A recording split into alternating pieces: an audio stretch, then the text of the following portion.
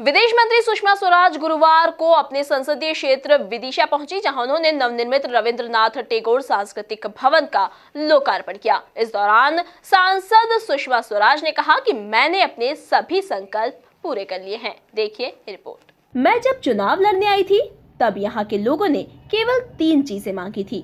एक बाईपास, दूसरा कारखाना और तीसरा मेमो ट्रेन। ये तीनों मांग मैंने पूरी की।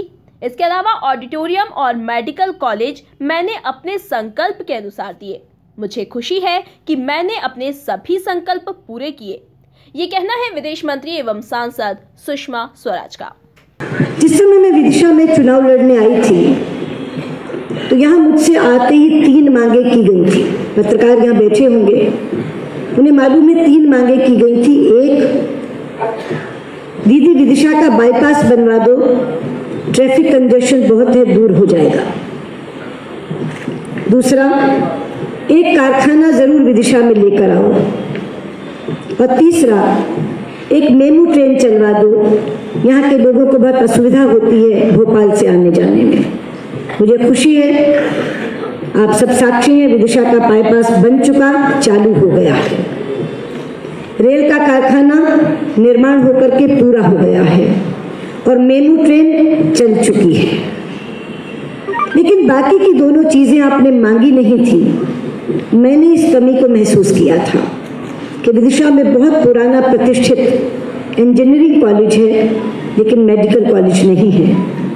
तो मैंने स्वयं ये कहा था कि मैं मेडिकल कॉलेज लेकर आऊंगी। और मैंने जब यहाँ देखा कि कोई बड़ा सभागार नहीं है लेकिन विदिशा के लोग कला और संस्कृति से बहुत जुड़े हुए हैं, कार्यक्रमों का आयोजन करते रहते हैं, तो तभी ये कहा था कि वो कार्यक्रम भव्यता से हो सके, दिव्यता से हो सके और बैठकर लोग उसका आनंद ले सके, इसके लिए एक सभागार लेकर आऊंगी। मुझे खुशी है जिस मेडिकल कॉलेज की मैंने बात की थी वो मेडिकल कॉलेज बन चुका। आदरणीय शिवराज जी ने उसका शिलान्यास किया और उस पर पढ़ाई शुरू हो चुकी है और 750 बिस्तर का अस्पताल भी बनने जा रहा है उसके साथ। तो ये सभागार आज आपके सामने है। मैंने पिछली बार जो पुस्तिका निकाली थी उसमें कहा था मेडिकल कॉलेज भी बनेगा, ऑडिटोरियम भी बनेगा। मेडिकल कॉलेज और ऑडिटोरियम, इनके साथ 5 बड़े वादे, 3 आपके द्वारा मांगे गए, 2 मेरे द्वारा दिए गए, ये 5 वादे आपके पूरे हो गए हैं। दरअसल सुषमा स्वराज करीब 18 करोड़ की लागत से बने रविंद्रनाथ टैगोर सांस्कृतिक भवन का शुभारंभ करने आज विदिशा आई थी।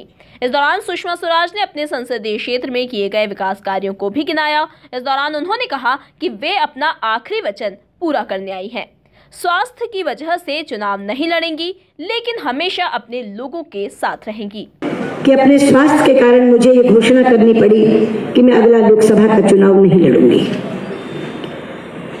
जब तक मैं बीमार नहीं हुई थी मुझे इस बात का गर्व है कि मैं हर महीने अपने लोकसभा क्षेत्र में आती थी।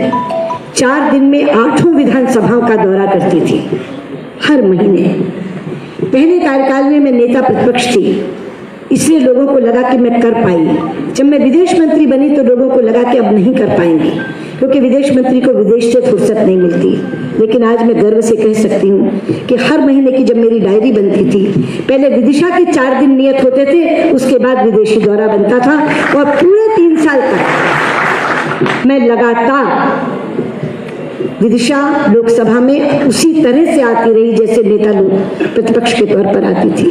पाबंदी लगा दी डॉक्टरों ने कि आप बहुत अच्छी तरह से खड़ी हो गई हैं, सर्जरी बहुत अच्छी हो गई, रिकवरी बहुत अच्छी हो गई, वापस काम में लग गई हैं, लेकिन आपको इन्फेक्शन से फ्री रहना है।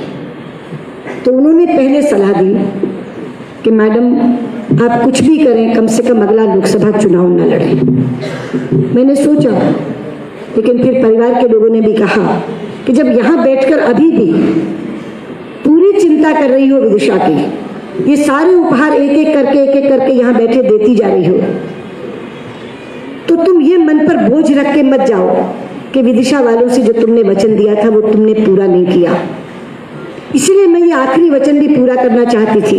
मैं बार बार अपने पीएस को कहती थी, लेकिन एक बात कहती हूँ, मैं आपकी सांसद रहूं या ना रहूं, जो रिश्ता मेरा विदिशा के मतदाताओं से बन गया है, अपने कार्यकर्ताओं से बन गया है, इस परिवार के रिश्ते को ताजिंदगी निभाऊंगी।